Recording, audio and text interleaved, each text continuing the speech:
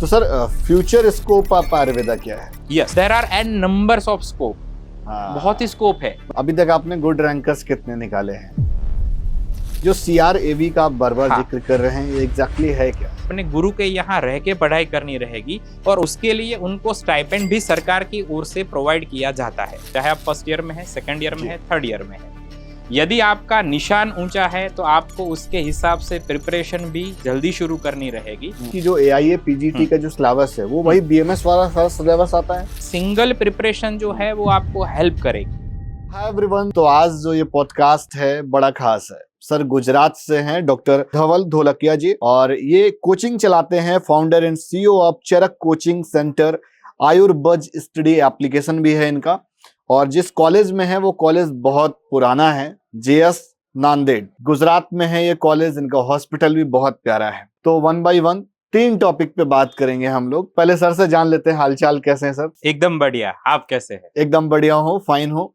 और सबसे पहले हम कॉलेज से स्टार्ट करते हैं। आप अभी किस कॉलेज में हैं?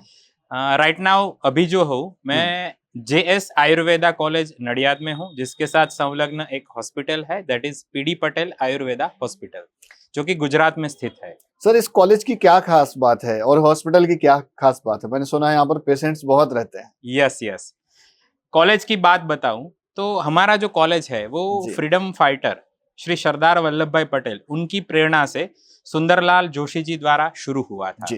हमारा जो कॉलेज है वो एक्सेलेंस है in academic field as well as in patient field. Patient जो है वो हमारे यहाँ पूरे भारत भर से एवं पूरे वर्ल्ड में से आते हैं। ऐसा नहीं कि केवल गुजरात से है, आप भारत के किसी भी कोने को उठा लीजिए, हमारे यहाँ आपको हरदम ऐसे पेशेंट मिलेंगे। हमारे यहाँ मेनली जो पेशेंट है वो खास करके जटिल रोग जैसे कि ऑटो इम्यून डिसऑर्डर है, सोराइसिस है, या फिर किडनी के रोग है, या फिर जलोदर जिसमें असाइटिस मतलब पेट में पानी भरता है, इस तरीके की जटिल व्याधि, रूमेटॉइड आर्थराइटिस, उनके आपको पेशेंट देखने को मिलेंगे। और वो पेशेंट हमारे यहाँ इसलिए आते हैं क्योंकि हमारा हॉस्पिटल जो है वो पूरा का पूरा रिजल्ट ओरिएंटेड हॉस्पिटल है, तथा यहाँ पर एक टीम वर्क होता है।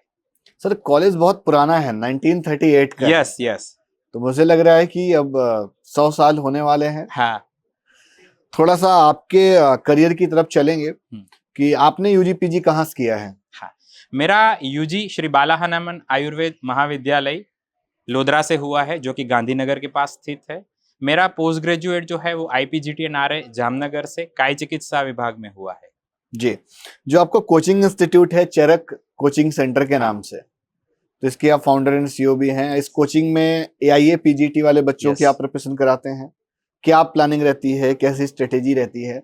बिकॉज ये जो वीडियो देख रहे होंगे वो सारे के सारे आयुर्वेदिक अपकमिंग डॉक्टर्स हैं। और ये हो सकता है PG में AIA PGT का आगे जाके एग्जाम वगैरह दें, तो उनके लिए क्या गाइडेंस देना चाहेंगे? कॉलेज में रहते हुए कैसे प्लानिंग करें?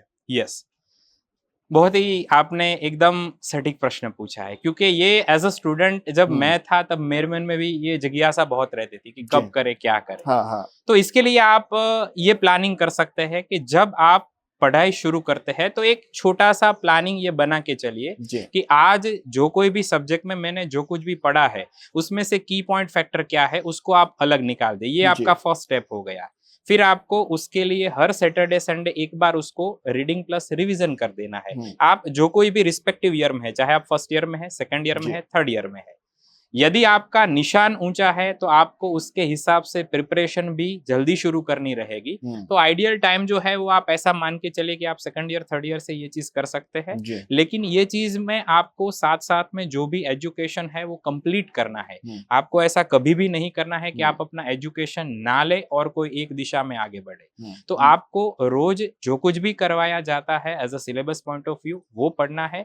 उसके साथ साथ में आप कोचिंग ज्वाइन कीजिए, अच्छा कोचिंग ज्वाइन कीजिए, जहां पर आपको एक सटीक गाइडेंस मिलता है। उसके माध्यम से आप कोचिंग जो है वो बैलेंस बना के रखें, कर सकते हैं। यस, जैसे एक चीज और समझेंगे कि जो AIA PGT का जो सिलेबस है वो वही BMS वाला सारा सिलेबस आता है। यस, इसमें मैं जैसे आपको बताऊं तो पढ़ाई में आपको संहिता, फर्स्ट टू फाइनल BMS के सभी सब्जेक्ट, एलोपैथी साइंस के कुछ इंपॉर्टेंट टॉपिक्स, रिसर्च मेथोडोलॉजी, इनके अलावा medical statistic, Ayurveda GK, that is Ayush GK, और साथ में संस्कृत, ये सभी की पढ़ाई थरली ठीक से कंसेप्ट बेस्ड करनी पड़ेगी, क्योंकि रिसेंटली जो क्वेश्चन पैटर्न है उसमें कुछ जटिल प्रश्न भी आते हैं, जैसे कि क्लिनिकल केस सिनारियो है, इमेज बेस्ड क्वेश्चन है। हमारा अभी जो प्रश्न पेपर का स्तर है वो बहुत ही अभी अच्छा हुआ है, बहुत ही अच्छी तरीके से आगे बढ़ा है, और ये जो प्रिपरेशन है वो आपको केवल एक एआईपीजीटी में फायदा नहीं देगी, आगे जाके सीआरएवी कोर्स में देगी। आप चाहे कोई भी स्टेट की एग्जामिनेशन पकड़ के चलिए, जैसे कि जीपीएससी है, या फिर और भी कोई स्टेट बोर्ड की एग्जामिनेशन है, या फिर यूपीएससी है आयुर्वेद की, इन सभी में ये एक सिंगल प्रिपरेशन जो है वो आपको हेल्प करेगी। तो आप यदि ये करते हैं तो जैसे कि एक तीर से आप एक साथ 4-5 निशान जो है वो साध सकते हैं। तो सर फ्यूचर स्कोप आप आयुर्वेदा क्या है? यस, फ्यूचर स्कोप को हम जैसे कि 2 हिस्सों में डिवाइड कर सकते हैं। पहला जो स्कोप है that is job related scope, second जो है दैट इज पर्सनल बिजनेस और पर्सनल कैरियर ओरिएंटेड स्कोप। जैसे कि मैं पहली चीज की बात बताऊं कि जॉब में क्या क्या ऑप्शन रहेंगे, तो जीपीएससी है, यूपीएससी है, या फिर कोई भी स्टेट बोर्ड की जो भी एग्जामिनेशन निकलती है वो आप दे सकते हैं। सीसीआरएस की एग्जामिनेशन निकलती है तो उसमें साथ आप रिसर्च वगैरह कर सकते हैं। कोई भी कॉलेज है, किसी भी आयुर्वेद के प्राइवेट कॉलेज में यदि आपको as a faculty employ join करना है तो उसके लिए एमडी एमएस आयुर्वेदा मस्ट है, तो एआईपीजीटी आपके लिए उस तरीके से भी बेनिफिशियल होगी।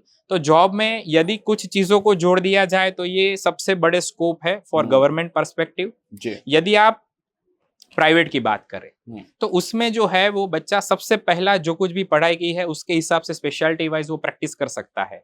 प्रैक्टिस में प्रिवेंटिव एस्पेक्ट में भी जा सकते हैं, क्योरेटिव एस्पेक्ट में भी जा सकते हैं। जैसे कि कोई घुटनों के दर्द का पेशेंट है, ऑस्टियोआर्थराइटिस वाला पेशेंट है, तो एक बार तकलीफ हुई उसके बाद आपको उसकी सारवार करनी है, दैट इज क्योरेटिव एस्पेक्ट।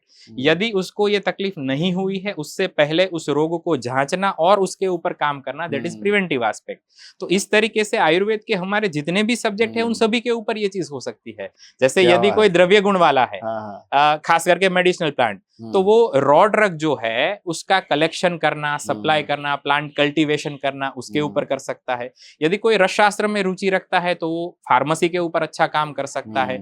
यदि कोई बंदा बीएमएस में है लेकिन उसका माइंड जो है वो इंजीनियरिंग के ऊपर ज्यादा चल रहा है तो वो इंस्ट्रूमेंट प्रोडक्शन है या फिर कुछ डिजाइनिंग है उनके ऊपर काम कर सकता है। यदि कोई विद्यार्थी जो है उसका आईटी फील्ड में रस रुचि है तो वो जाके कोई एप्लीकेशन बना सकता है, हॉस्पिटल मैनेजमेंट सॉफ्टवेयर बना सकता है। मतलब there are an numbers of scope, बहुत ही स्कोप है, मतलब there is no limitation. Yes, sky is the limit. एक और इम्पोर्टेंट चीज सर समझेंगे, जो आपका कोर्स है जो आपने अपने एप्लीकेशन में प्रोग्राम बनाया हुआ है बच्चों के लिए, तो वो किस प्रॉप से है, मतलब फर्स्ट प्रॉप या सेकंड प्रॉप या थर्ड से? हाँ, एप्लीकेशन की आपने बात निकाली। मैं आयुष मिनिस्ट्री का बहुत ही शुक्रगुजार हूँ। 2017-18 में एक कंपटीशन हुई थी, एक्सेलेंस इन आईटी फील्ड इन आयुष, तो उसमें मुझे आयुष मिनिस्ट्री की ओर से एक अवार्ड दिया गया था, सिल्वर कैटेगरी अवार्ड। तो उसके लिए मैं सबसे पहले उनका शुक्रगुजार हूँ, क्योंकि ये उनका ऐसा एक विचार स्वरूप बीज था जिनके कारण ये एप्लीकेशन शुरू हुई।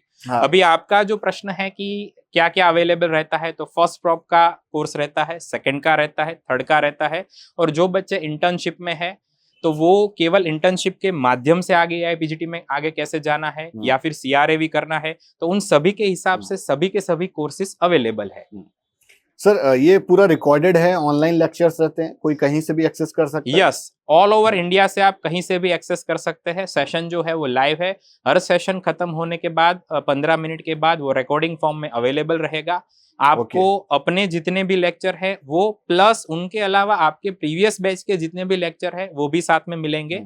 एप्लीकेशन के अंतर्गत 1.5 लाख से ज्यादा क्वेश्चंस है अभी, which is I think highest. 1.5 lakh से ज्यादा क्वेश्चन है, उसमें भी अलग अलग वैरायटी है, तो विद्यार्थी अच्छी तरीके से प्रैक्टिस कर सकता है। साथ में उसको मॉड्यूल वाइज मटेरियल भी दिया जाता है, नोट्स भी दिए जाते हैं। अभी तक आपने गुड रैंकर्स कितने निकाले हैं? अभी तक एआईपीजीटी में मेरे यहाँ से सिलेक्शन होने वाले बच्चे 618 से ज्यादा है, इस बैच को मिला दिया जाए।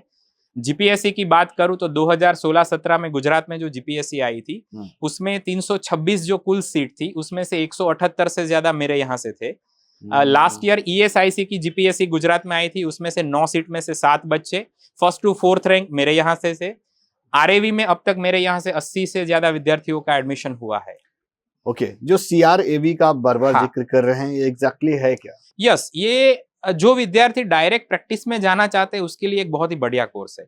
CRAV, that is certificate course.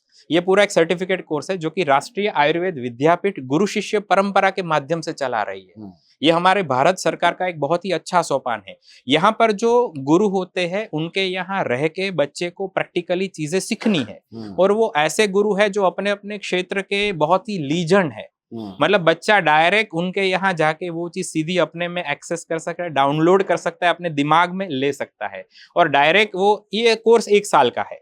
और उसमें जाके जो है रहता है पूरा गुरुकुल वाला माहौल रहता है। यस, वहां पे कैंडिडेट को अपने गुरु के यहाँ रह के पढ़ाई करनी रहेगी, और उसके लिए उनको स्टाइपेंड भी सरकार की ओर से प्रोवाइड किया जाता है। कितना लगभग स्टाइपेंड मिलता होगा? नियरली मैं एग्जैक्ट तो नहीं बता सकता, लेकिन 45,000 के करीब है, which is also good. Per month 45,000 rupees के करीब स्टाइपेंड है। आफ्टर BMS कर सकते हैं? यस, आफ्टर BMS कर सकते हैं।